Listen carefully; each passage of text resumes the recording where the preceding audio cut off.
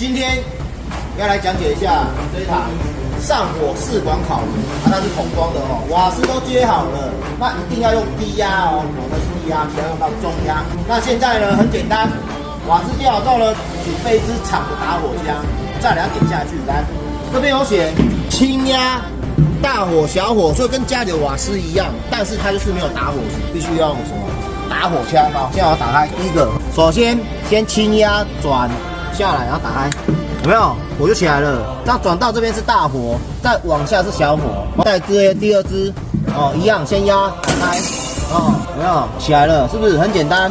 来第三个，一样，先压再打开，哦，有没有？要起来了。来第四个，一样，先轻压再打开，有没有？起来了，就是这样子，非常的简单，但是要注意安全。以上就是上火怎么操作，谢谢。